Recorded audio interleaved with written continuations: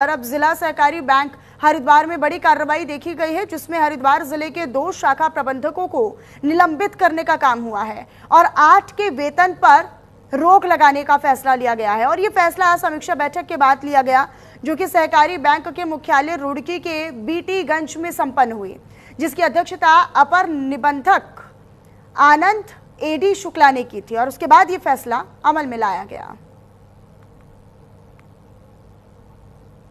देखिए, इसमें कल पूरा परफॉर्मेंस रिव्यू किया गया था और जीएम कोऑपरेटिव मैडम के साथ ही परफॉर्मेंस रिव्यू किया गया, जिसमें हमारी जो टोटल ब्रांचेज हैं, जिसमें अगर किसी ब्रांच का 10% से ऊपर एनपीए है तो उसमें सभी बैंक मैनेजर्स को हमने उनकी वेतन वृद्धि रोक दी है, वेतन रोक दिया है। और इसके अलावा 2 बैंक मैनेजर्स ऐसे थे जिनकी बहुत ही ज़्यादा बेकार परफॉर्मेंस थी, तो उसको लेके उनको सस्पेंड किया गया है। चलिए, अगली बड़ी खबर रुद्रप्रयाग से मिल रही है, वो आप तक साझा करते हैं। दरअसल अगस्त्य मुनि के रुमसी में बादल फटने से तबाही देखने को मिल रही है। दरअसल विजयनगर समेत कई जगह ऐसी हैं जहां पर घरों में भी पानी घुस आया है। पहाड़ी से मलबा आया है और इसी कारण इलाके में भारी नुकसान पहुंचा है।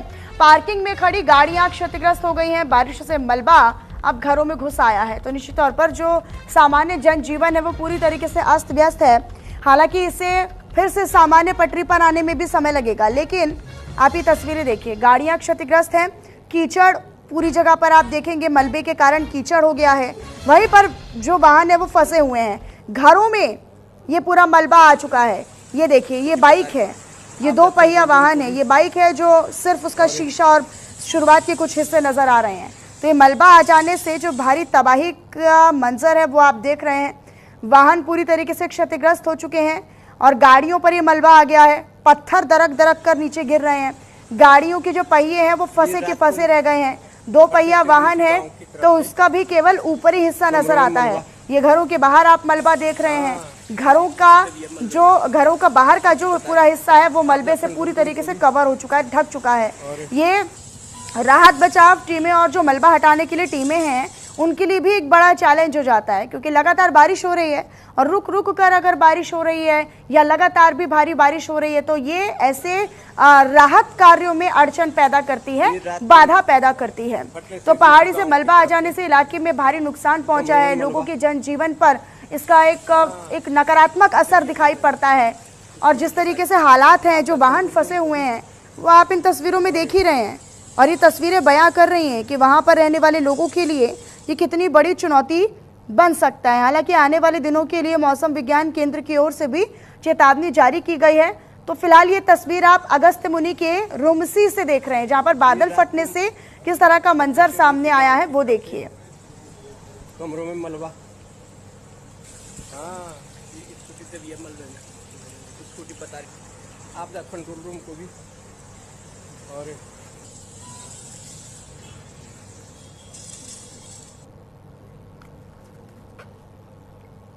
हरिद्वार से खबर है, जहां के सैनी आश्रम को लेकर जारी विवाद अब थमने का नाम नहीं ले रहा है। दरअसल आश्रम से जुड़े एक गुट ने प्रेस कॉन्फ्रेंस कर दूसरे पक्ष पर यानी दूसरे गुट पर आश्रम की संपत्ति को खुर्द-बुर्द करने का गंभीर आरोप लगा दिया है। उनका ये साफ कहना है कि प्राचीन आश्रम की संपत्ति को खुर्द-बुर्द करने के उद्देश्य के साथ कुछ लोग मनमानी कर रहे हैं।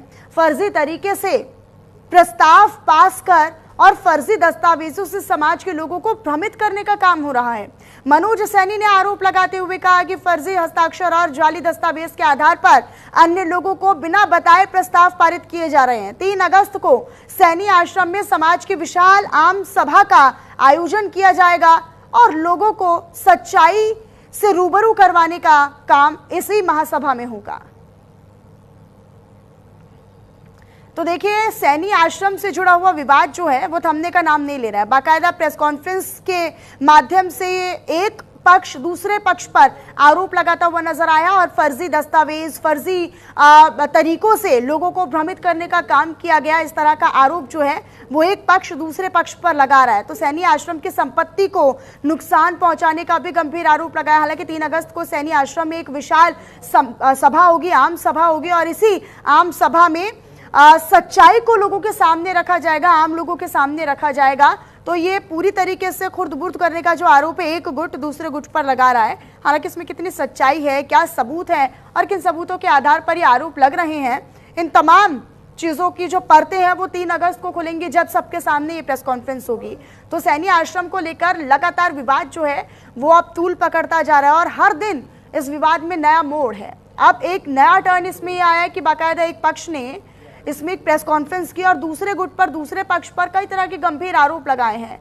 अब सवाल ये है कि ये आरोप किस आधार पर लगाए जा रहे हैं और अगर ये सभी आरोप सही हैं तो फिर आगे क्या कार्रवाई उन पर होती है, लोगों को किस तरीके से बताने का प्रयास किया जाएगा। अब 3 अगस्त को जब बाकायदा आम सभा होने वाली है, लोगों को इसमें बुलाया जाएगा, तो इसमें लोगों के सामने क्या चीज़ें निकलकर सामने आती हैं या क्या पक्ष रखा जाता है एक गुट की तरफ से जो प्रेस कॉन्फ्रेंस कर दूसरे गुट पर आरोप लगा रहा है, वो देखना महत्वपूर्ण होगा।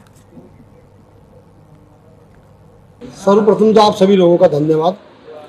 आप हमारी बात को जनता तक पहुंचा रहे हैं, हमारे समाज तक पहुंचा रहे हैं। देखिए, सैनी आश्रम 27 फरवरी 1922 को सैनी सभा के कुछ लोगों ने ये ज़मीन को खरीदा था, ठीक है जी, अग्रवाल साहब से। उसका रजिस्ट्री हमारे पास है, हम आपको दिखा भी देंगे उसको। ये सैनी सभा इसलिए बनाई गई थी ताकि यहाँ एक आश्रम बनाया जाए। देश और विदेश से जो लोग आते थे, हमारे समाज के लोग दूसरे प्रदेशों से भी आते थे, हरिद्वार, उनको एक स्थान मिल जाए रात्रि विश्राम। मजबूरी में मीडिया के पास आना पड़ा क्योंकि वो तरह तरह के आरोप लगा रहे हैं जो आरोपी हैं, और जिन लोगों ने 30 लोगों ने एक फर्जी संस्था बना ली है फर्जी कागजातों के जरिए, और उसमें हमारे पास प्रूफ भी, सबूत भी आ गए हैं कि इन्होंने हमारे फर्जी जाली दस्तावेज हैं। 24 अक्टूबर को इन्होंने संस्था पंजीकृत करा ली, लेकिन समाज के 30 जून तक समाज के किसी व्यक्ति को इन्होंने कोई सूचना नहीं दी है। इनकी मंशा इससे जाहिर होती है। और कुछ चुनिंदा लोगों ने एक बिल्डर के साथ मिलके, जिसमें हमारे माननीय राम सिंह जी भी हैं, इन्होंने एक बड़ा खेल खेला, और हम पहले से ही लिखते आ रहे हैं कि कोई बड़ा खेल हो रहा है इसमें। इन्होंने समाज को कोई जानकारी नहीं दी। तो 6 तारीख को एक बैठक बुलाई, उसमें जब हमने समाज के सामने वो जो पंजीकृत कागज़ थे, जो संस्था के वो कागज़ दिखाए, तो समाज के युवाओं में भारी आक्रोश है। रुड़की के लक्सर से अगली खबर है, जहां पर चकबंदी विभाग में विजिलेंस ने छापेमारी कार्रवाई की है। दरअसल चकबंदी लेखपाल 20,000 रुपए की रिश्वत लेते हुए रंगे हाथ गिरफ्तार किया गया है। किसान से जमीन संबंधित कार्य के एवज में ये रिश्वत मांगी जा रही थी, जिसका अब खुलासा हुआ है। तो फिर विजिलेंस टीम ने रंगे हाथों इसे गिरफ्तार कर लिया है। तो शिकायत मिलते ही विजिलेंस की टीम ने छापेमारी की है, मौके से गिरफ्तारी की गई है। कार्रवाई के बाद चकबंदी विभाग में भी हड़कंप मचा हुआ है। विजिलेंस टीम की छापेमारी से भ्रष्ट अधिकारियों में भी हड़कंप की स्थिति बनी हुई है। तो देखिए, किसान से जमीन संबंधित कार्य करने के एवज में ये रिश्वत मांगी गई थी। हालांकि इस रिश्वत का खुलासा हुआ है और मौके से विजिलेंस टीम के अधिकारी जब पहुंचे तो रिश्वतखोर को गिरफ्तार किया गया है।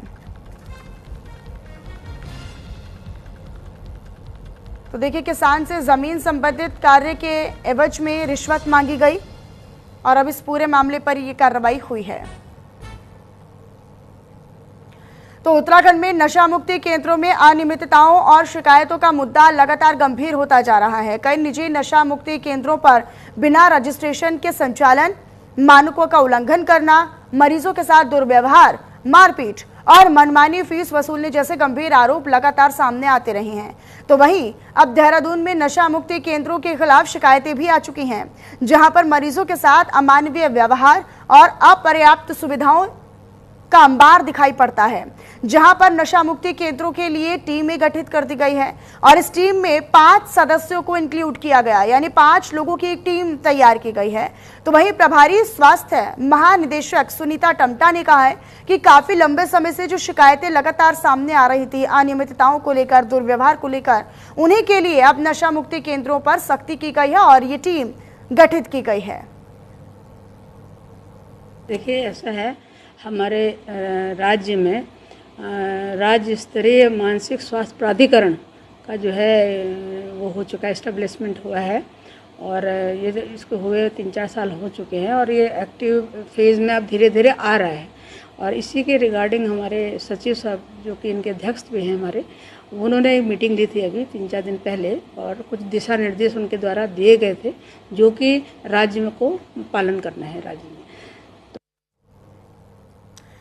हरिद्वार से अगली खबर है, जहां पर कावड़ मेले के सकुशल संपन्न होने पर एक तरफ जहां आम आदमी भी हरिद्वार पुलिस प्रशासन और पुलिस बल की सराहना कर रहा है, तो वहीं दूसरी तरफ अब हरिद्वार के संत समाज भी एक ही स्वर में प्रशासन की कार्यशैली और कार्यप्रणाली की सराहना करते थक नहीं रहे, जिसके चलते अब पंचायती अखाड़ा निरंजनी के मनसा देवी चरण पादुका मंदिर परिसर में आयोजित सम्मान समारोह में जिलाधिकारी मयूर दीक्षित और वरिष्ठ पुलिस अधीक्षक प्रमींद्र सिंह डोभाल को भी सम्मानित किया गया। आपको बताएं कि इसके साथ ही साथ महंत रविंद्रपुरी ने पुलिस और प्रशासनिक अधिकारियों को स्मृति चिन्ह और प्रशस्ति पत्र देकर उन्हें सम्मानित किया और उनके कार्य को सर्वश्रेष्ठ बताया। उनके द्वारा जितने भी हमारे अधिकारी हैं, चाहे वो IPS हो, IAS हो, PCS हो, सभी का सम्मान हुआ। सभी हमारे SHO, सभी हमारे CO साहब जितने भी हैं सभी यहाँ आए थे। और देखिए, आपने देखा होगा पूरा जो कावड़ का मेला है, जिला प्रशासन ने ऐसा कार्य किया है कि जो आज तक हो नहीं पाया। और हमारे अनुभवी DM साहब, हमारे अनुभवी SSP साहब जो पहले भी पिछले कावड़ मेले में थे, जिन्होंने चप्पे चप्पे पे पूरी फोर्स लगाई हुई थी, और हमारे दोनों अधिकारी, चाहे वो DM साहब हो, SSP साहब हो, दोनों खड़े होकर के पूरा मेला देख रहे थे। और जहाँ जहाँ जिसको कोई दिक्कत आई वहाँ दोनों ने मिल करके पूरे कावड़ियों का सहयोग किया।